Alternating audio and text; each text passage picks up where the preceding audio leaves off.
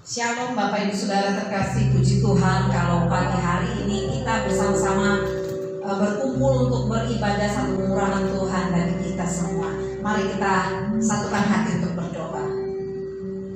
Kami bersyukur Tuhan buat pagi hari di mana kami boleh bersama-sama kembali di dalam rumah-Mu, di dalam bait-Mu untuk kami beribadah. Terima kasih buat kemurahan Tuhan.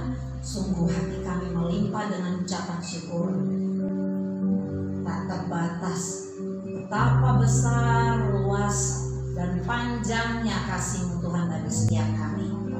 Kami bersyukur Tuhan. Terima kasih Tuhan. We love you Jesus. We love you Jesus. Terima kasih Tuhan. Terima kasih Bapak, kami mulai ibadah kami hanya di dalam nama Tuhan Yesus. Kami serahkan sepanjang jalani ibadah dari awal, pertengahan hingga akhirnya. Biar Roh Kudus saja yang campur tangan, biar Roh Kudus saja yang menguasai setiap hati kami dari depan sampai belakang. Kami serahkan ke dalam tangan Tuhan. Di dalam nama Tuhan Yesus kami mulai ibadah kami. Haleluya. Amin. Kita menaikkan satu pujian, satu hal yang unik, sehingga kita semua boleh bangkit berdiri. Hal yang ku rindu. Amin. Berdiam di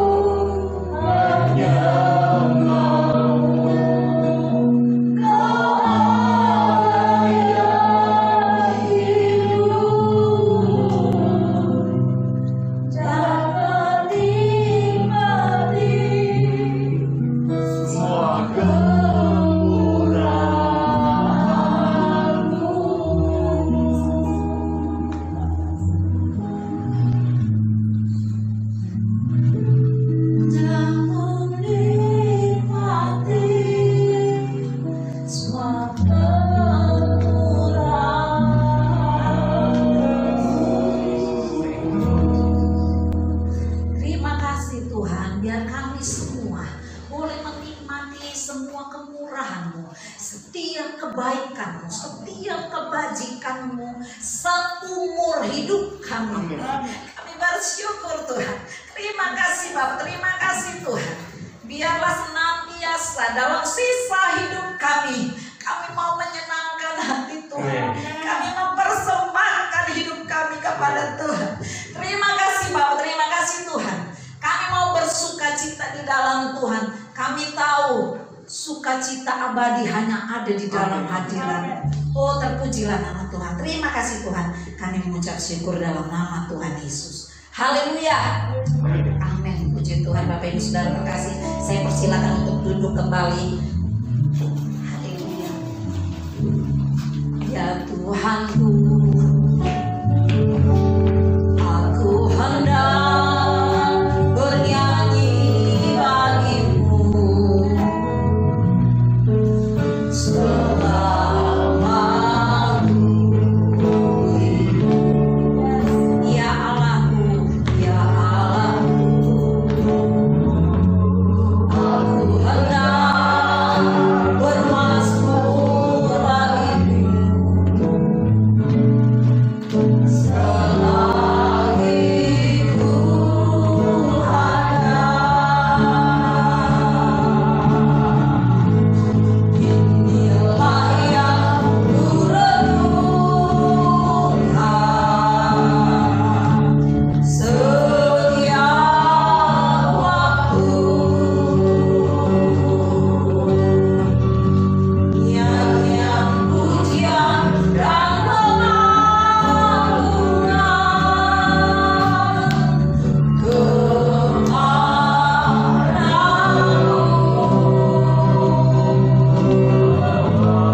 Biarlah manis kau dengar Tuhan, manis kau dengar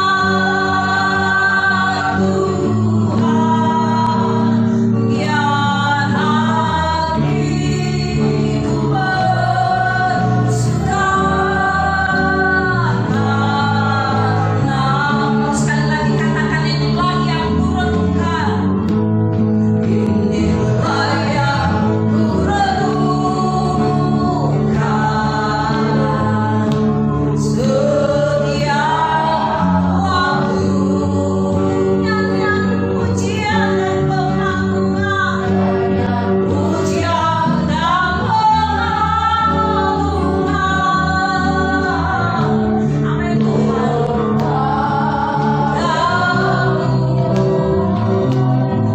Biarlah manis, manis kau dengar Tuhan, manis kau dengar Tuhan. Dan hatiku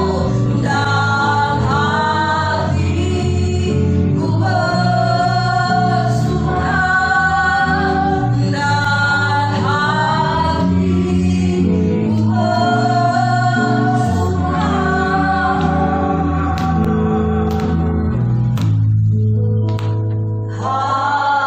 dan hatiku Haleluya. Haleluya. Haleluya. Biarlah puji-pujian yang kita naikkan boleh menyenangkan hati Tuhan, boleh menjadi dupa yang harum di hadapannya. Haleluya. Puji Tuhan. Bapak Ibu Saudara terkasih, kita akan mempersiapkan hati kita untuk menyambut kebenaran firman Tuhan. Kita akan siapkan hati sehingga setiap hati kita berdoa untuk setiap hati kita adalah tanah yang baik, sehingga ketika ditaburi firman Tuhan boleh bertumbuh, menghasilkan sesuai yang Tuhan kehendaki, dan kita hidup diperkenan oleh Tuhan. Terima kasih Tuhan, terima kasih Tuhan. Haleluya.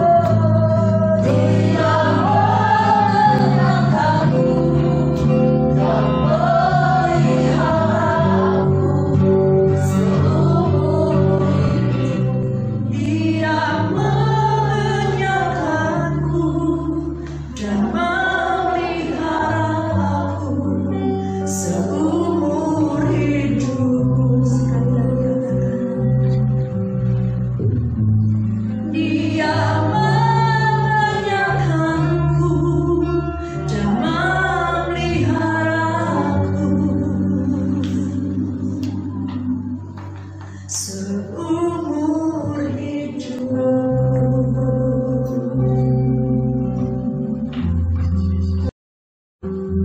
Terima kasih Bapa di surga. Kami bersyukur kepadamu memberi kesempatan yang terindah bagi kami, menggunakan hak yang Tuhan berikan kepada kami untuk beribadah, melayani Tuhan, memberi diri, memberi tubuh kami sebagai persembahan yang hidup, yang kudus, dan yang berkenan kepadamu. Terima kasih Tuhan, terima kasih. Kami sudah memuji Tuhan, kami sudah menyembah Tuhan. Engkau yang melihat hati kami, Engkau yang memperhatikan keadaan kami. Dan kami mengucap syukur karena Tuhan mau menerima kami apa adanya. Terima kasih Bapa. Sebentar kami akan merenungkan kebenaran firman Tuhan.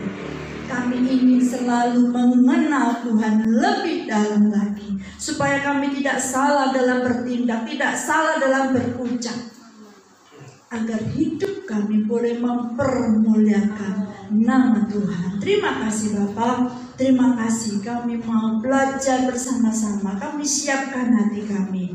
Kami siapkan telinga rohani kami, telinga jasmani kami, agar firman Tuhan boleh masuk dan menjadi rema dalam hidup kami. Terima kasih Bapak. Dalam nama Tuhan Yesus kami berdoa. Haleluya. Amin. Puji Tuhan. Silakan duduk kembali. Shalom. Ya, puji nama Tuhan. Saya melihat semuanya sehat, panas sedikit enggak apa-apa, ya, supaya virusnya tidak ikutan di sini gitu ya. Puji Tuhan. Sebelum kita akan mulai ibadah kita firman Tuhan, kita akan saksikan dulu sebuah video ya yang akan membuat kita tersenyum. Yuk kita lihat dulu.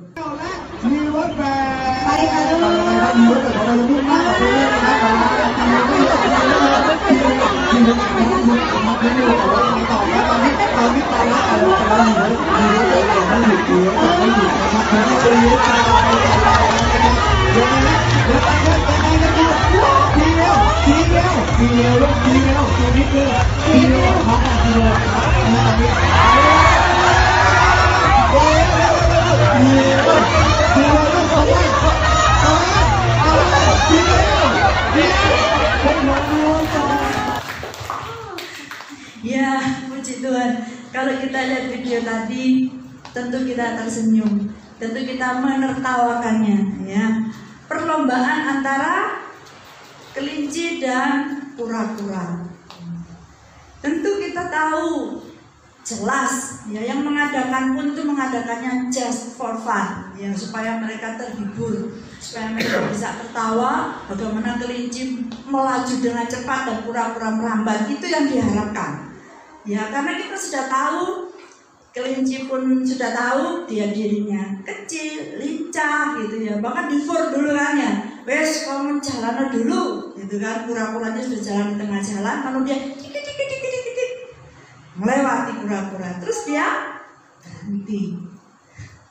Sedangkan kura-kuranya dia menyadari bahwa dirinya itu besar, jalannya pelan, bawa rumah lagi.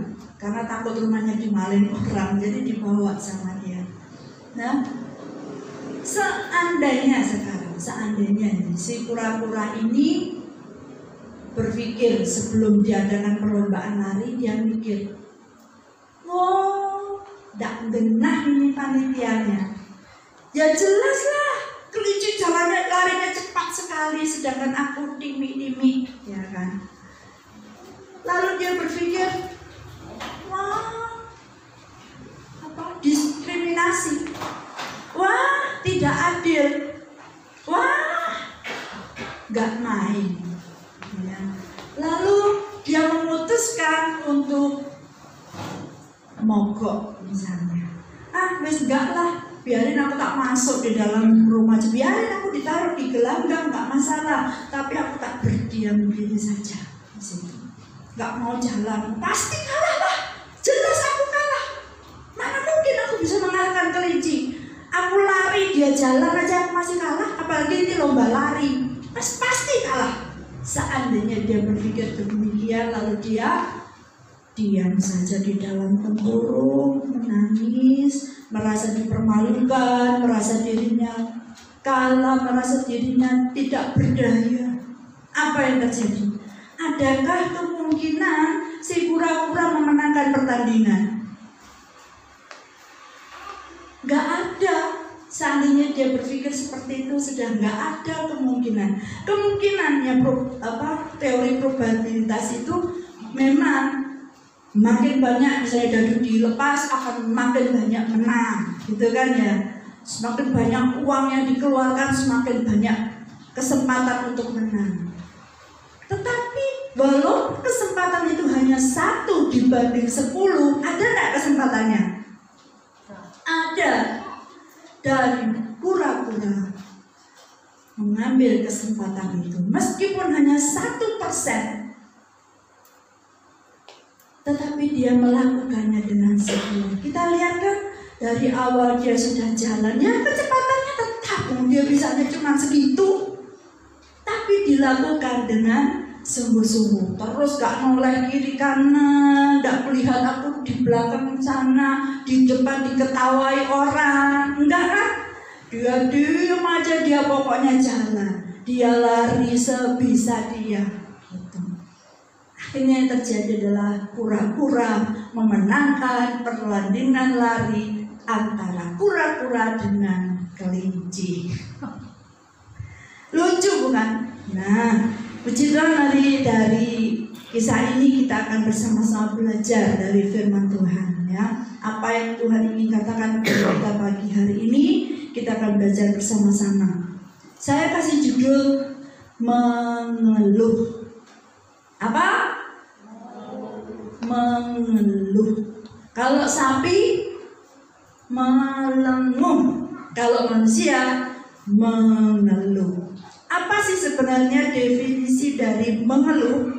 Mengeluh itu mengungkapkan ketidakpastian terhadap sesuatu yang sebenarnya tidak salah, dan kita tidak melakukan apapun untuk memperbaikinya. Sekali lagi ya, mengeluh itu mengungkapkan ketidakpuasan terhadap sesuatu yang sebenarnya tidak salah, dan kita tidak melakukan apapun untuk memperbaikinya. Nah, itu definisinya.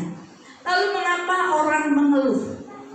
Mengapa? Orang mengeluh itu yang pertama karena sakit hati, rendah diri, kecewa, bahkan juga sombong. Loh, kok sombong?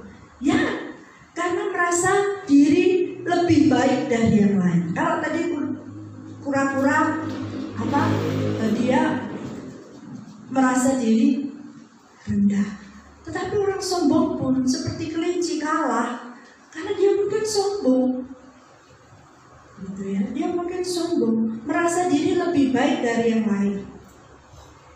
Kadang-kadang di kehidupan yang nyata, kok kenapa sih? Kok bukan aku? Padahal aku loh lulusan sarjana, dia lulusan SD, kenapa dia yang jadi pemimpin, bukan aku? Gitu. Itu orang yang sombong. Dan itu menyebabkan orang jadi mengeluh karena seperti itu kalah kan? Lalu dia mengeluh, mestinya aku, kenapa harus dia?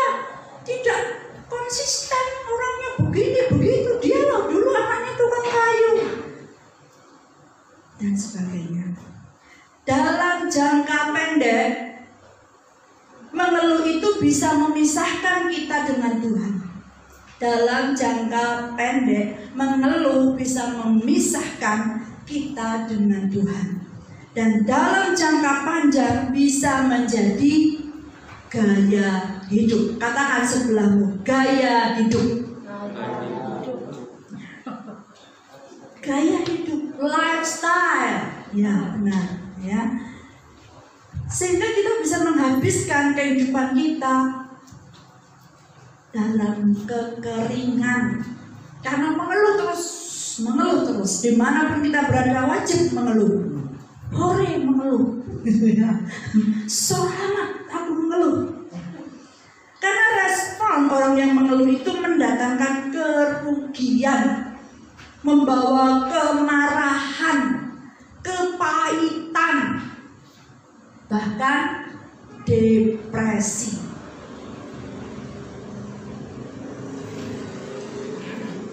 Orang yang mengeluh itu benar-benar merugikan. Karena apa? Keluarga kita, orang tua mungkin, suami, istri, teman dekat kita, kalau kita datang, itu menyakiti mereka. Kasihan. Kenapa? Dengan kita mengeluh, kita ungkapkan hal ini, mereka hatinya jadi sakit. Bener gak sih? Iyo, yang tadinya mungkin dia senang-senang aja, sukacita, dia beritahu, mengerti mah, tadi tuh ya, begini. Oh iya, tadinya sukacitanya jadi, malah tak kira tadi dia senang. Bilang, kok rasanya kok? Nah, seperti itu. Jadi itu membuat orang yang di dekat kita itu sakit, ya, sakit. Rohaninya jadi sakit, telinganya sakit, pikirannya sakit, semuanya jadi sakit. Jadi merugikan sekali. Ya, contoh konkret di dalam Alkitab itu adalah orang Israel. Kita baca dulu dalam Keluaran 2 ayat 23.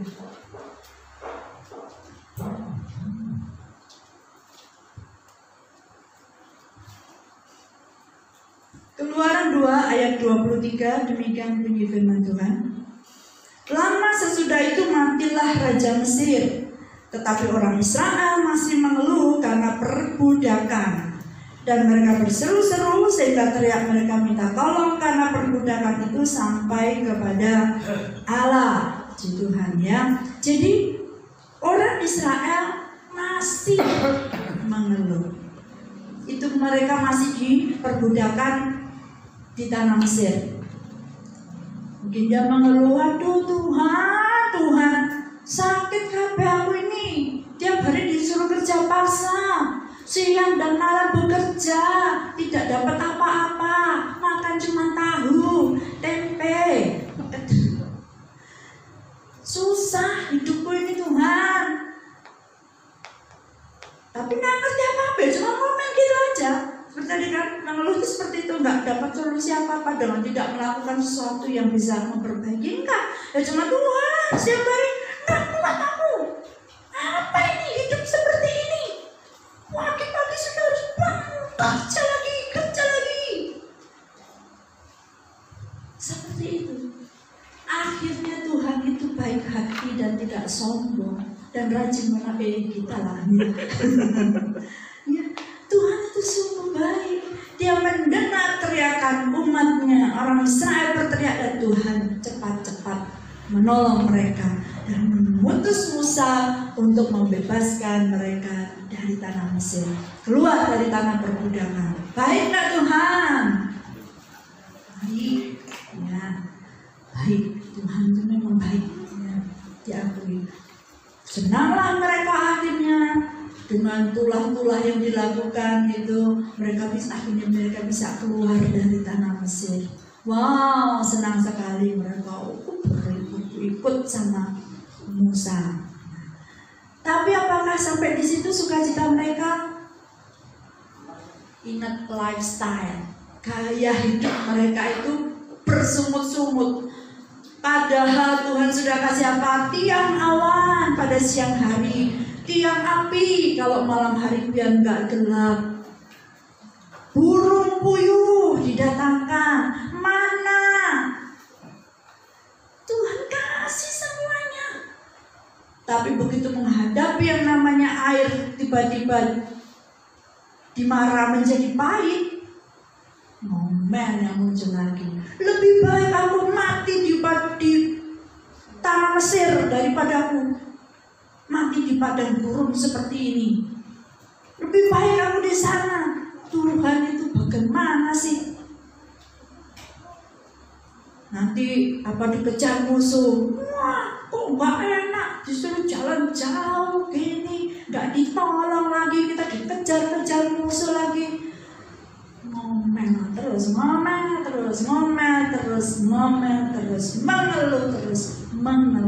terus. boleh nggak kita mengeluh ya? Saya tuh sampai selidiki di dalam Alkitab, Tuhan Yesus tuh pernah ngeluh nggak kira-kira ya? Ayo, ada nggak yang pernah tahu? Saya selidiki kemarin, saya lihat mana nggak ya Tuhan Yesus bisa mengeluh? Ternyata ada. Markus 8 ayat 12.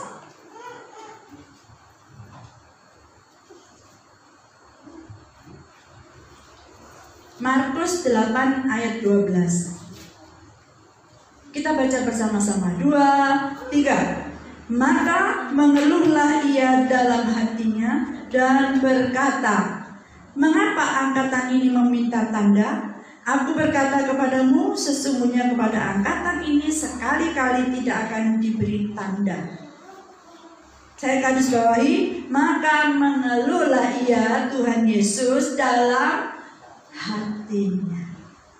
Jadi Tuhan Yesus juga mengeluh. Kita bagaimana? Kita juga mengeluh. Roma 8 ayat 23.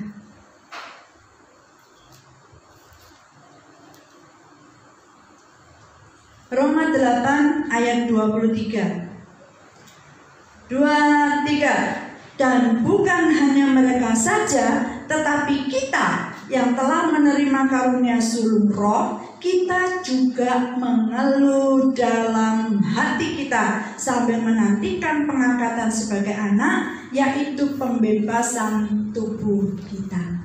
Kita juga mengeluh. Apa garis bawahnya? Garis bawahnya Pak, mengeluh dalam hati. Kita memang hidup kita ini berat. Hari demi hari kita jalani dengan susah payah. Mungkin tergantung bagaimana cara kita berpikir. Hidup kita memang susah. Kita juga mengeluh. Tetapi mengeluh dalam hati sambil menantikan pengangkatan sebagai anak, yaitu pembebasan tubuh kita. Tubuh kita ini yang bikin kita bisa sakit, bisa kecewa, karena ada jiwa di dalamnya, ya. Nah, mengapa sebenarnya Tuhan tidak izinkan kita mengeluh? Tadi mengeluhnya dalam hati, ya, dalam hati. Nah, mengapa Tuhan tidak izinkan kita mengeluh? Karena yang pertama, orang yang suka mengeluh itu tidak bahagia. Apa? Tidak bahagia. Apa? Tidak bahagia. Benar.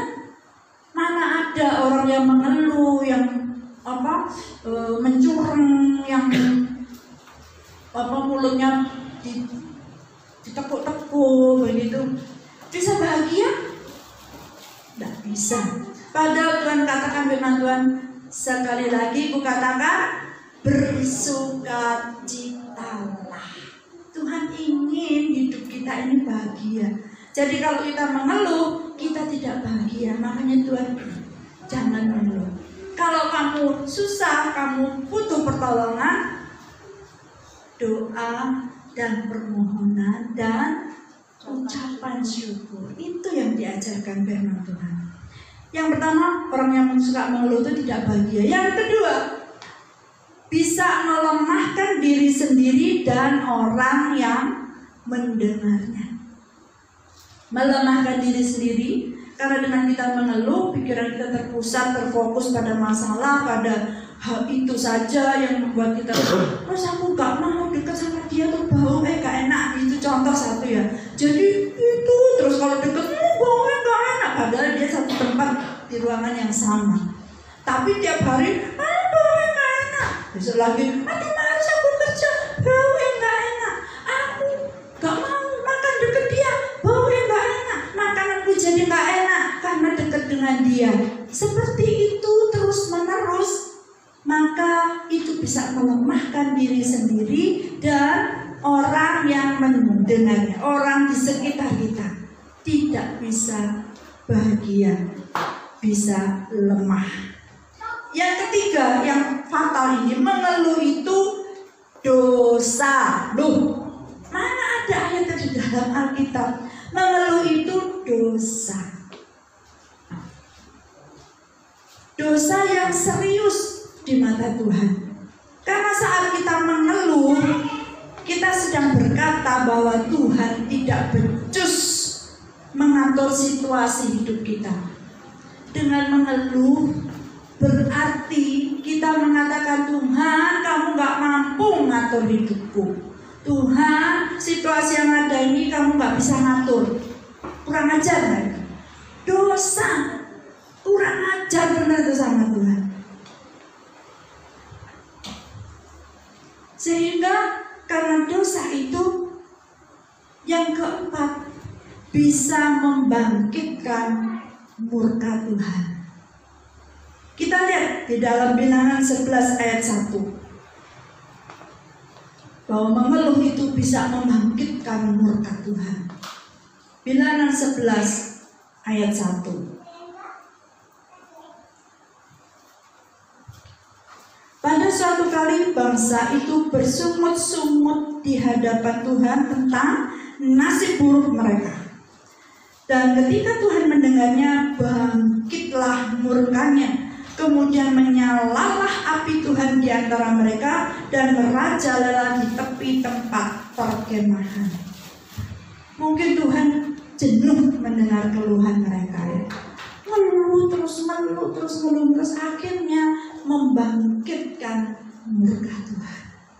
Jangan sampai kita bisa membangkitkan murkanya Tuhan dengan keluhan kita yang terus menerus.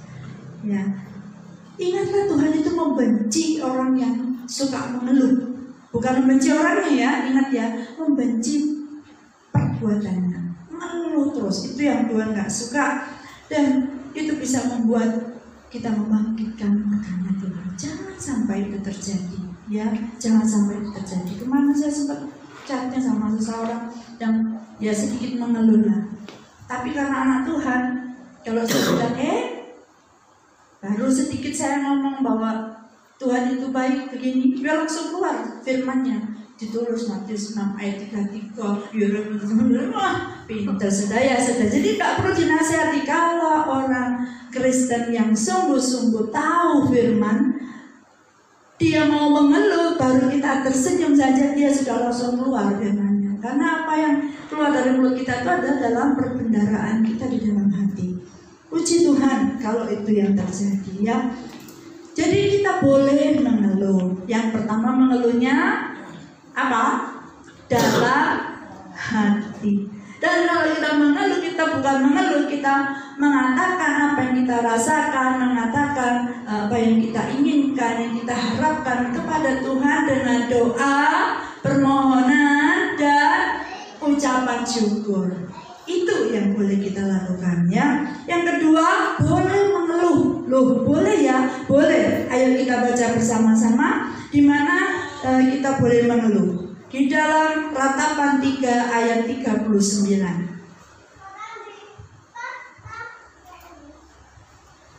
Ratapan 3 ayat 39.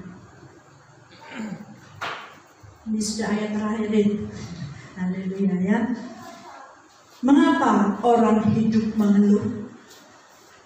Biarlah setiap orang mengeluh tentang dosanya. Ayo kita baca bersama-sama. 2, 3. Mengapa orang hidup mengeluh? Biarlah setiap orang mengeluh tentang dosanya. Jadi dua hal yang boleh kita lakukan kalau kita mengeluh. Yang pertama, kita mengeluhnya dalam hati. Yang kedua, kalau kita mau mengeluh, itu mengeluhlah tentang dosa yang kita perbuat, tentang apa yang kita lakukan yang tidak berkenan kepada Tuhan. Itu supaya kita bertobat. Maksudnya itu. Ya, ingat sekali lagi ya, Tuhan membenci orang yang suka mengeluh, karena itu bisa membangkitkan murka Tuhan. Orang yang mengeluh itu tidak bahagia dan bisa melemahkan diri sendiri dan orang yang mendengarnya. Mengeluh itu dosa, membangkitkan murka Tuhan. Ingat ya, haleluya. Jadi apa yang harus kita lakukan? Apa yang harus kita lakukan? Ini terakhir, benar ini yang terakhir, ayat yang terakhir, benar ayat terakhir. Filipi 2 ayat 14.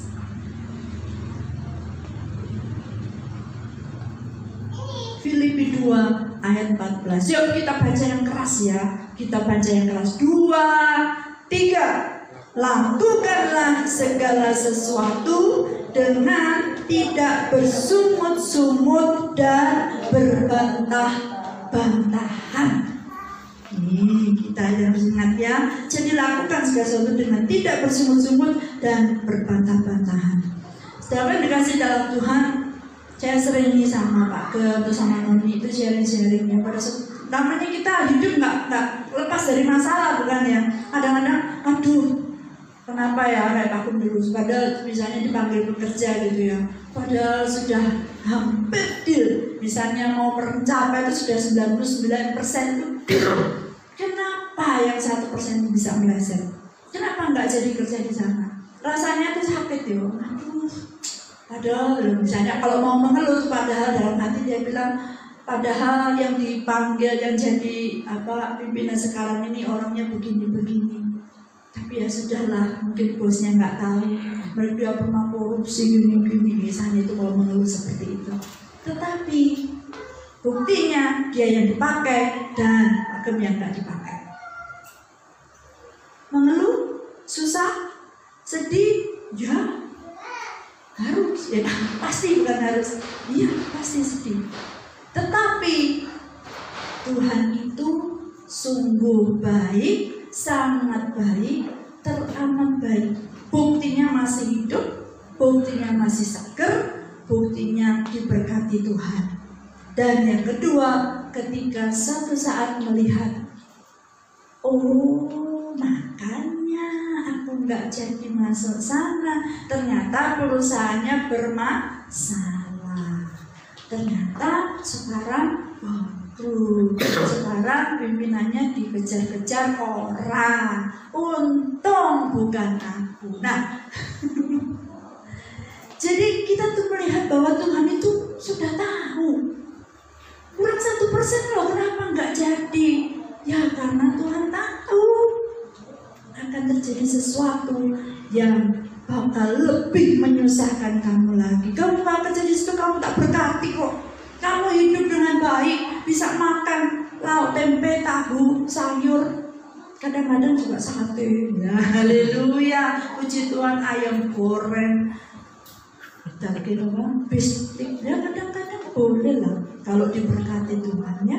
Tapi itulah pemeliharaan Tuhan. Jadi kita tuh, Noni juga kadang-kadang, ya Maya, aku sekarang tahu kenapa kok aku nggak jadi ke situ. Ya kenapa nih? Ya karena kalau aku usaha sendiri keluar dari perusahaanku sekarang, aku kan terus jalan corona setahun nggak kerja apa-apa, terus makan apa aku? Untungnya aku nggak keluar dari perusahaanku yang sekarang. Jadi melihat sesuatu di balik semua itu indah. Bisa mengucap syukur, jadi oh Tuhan terima kasih. Terima kasih Tuhan, terima kasih. Itu bisa keluar dari mulut kita, mengucap syukur dalam segala hal. Karena hidup ini tidak ada yang pasti selain ketidakpastian itu sendiri. Ya, tidak ada yang pasti selain ketidakpastian itu sendiri. Saya ingat pada waktu saya masih kerja dulu, ada teman saya itu suka gini, make sure ya dia. Misalnya dia tanya, ada HCL, saya dulu kerja di perusahaan kimia. Saya lihat stoknya ada, saya bilang ada. Dia pasti bilang make sure ya dia. Ya, saya selalu bilang ya sudah make sure. Tapi itu tidak selalu benar. Karena banyak hal yang bisa terjadi dalam hidup kita. Tiba-tiba tukang stoknya, pencatat stoknya salah nulis, atau kemarin ada pengambilan belum dicatat, sehingga stoknya masih banyak, padahal sudah nggak ada. Nggak ada yang pasti. Ketika saya ketakutan, ternyata stoknya nggak ada. Waduh, orang ini bahaya, ini bisa marah ini. Ternyata sudah deg-degan, saya sudah mati. Bagaimana kerja orang sudah di make sure, tadinya saya sudah bilang ya, ternyata nggak ada. Tuhan, ya sudah, saya serahkan kepada Tuhan. Saya sudah lakukan bagian saya. Sore-sore dia datang bawa silver queen. Loh, saya aja bawa Silver Queen, coba kalau nggak marah saya pikir. Dia bawa Silver Queen ke ruangan saya. Aku tahu lagi Jordan, kok bisa? Kamu nggak marah tak? Lah, Tuhan singkat cerita dia bilang, aku tadi ya takut kamu marah, Ti. Kata lu kenapa? Ya karena ternyata orangnya nggak ada duitnya, ajaknya belum.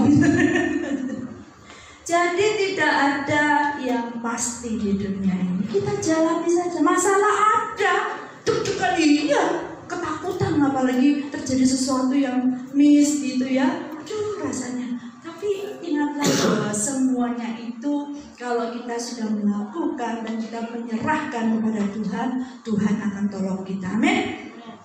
Puji Tuhan. Dalam kesusahan, kalau kesusahannya kecil, ya recovery-nya kecil gitu. Tapi kalau orangnya susahnya banyak, misalnya problemanya besar, tetapi ditolong Tuhan, wah recovery-nya luar biasa. Jadi dan bisa jadi kesaksian. Jangan takut dengan hidup yang kita jalani. Selama ada dalam tangan Tuhan, hidup kita jadinya saksinya Tuhan. Jadi saksi Tuhan. Ceplek dirimu jadi saksi Tuhan. Ya. Jangan takut dengan yang namanya masalah. Masya Allah gitu ya. Percayalah di tangan Tuhan kita aman. Kita selalu ditolong Tuhan ya. Puji Tuhan, itu yang bisa saya bagikan. Bapa, ku persembahkan tubuhku sebagai ibadah yang hidup, kudus, yang berkenan padamu, sebagai ibadah yang sejati. Bapa, ku persembahkan. Yes. Inilah doa kami. Persembahan yang hidup, kudus, dan yang berkenan padamu, sebagai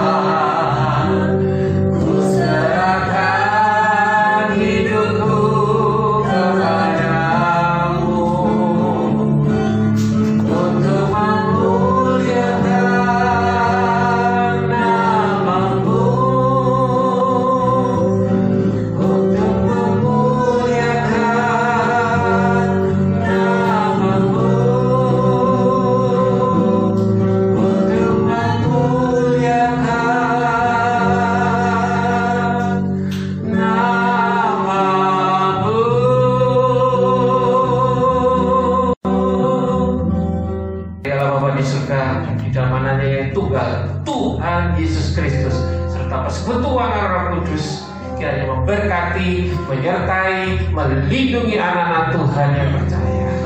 Terima kasih Bapak, dan pujilah nama dalam nama Yesus kami berdoa dan mengucap syukur yang percaya katakan amin.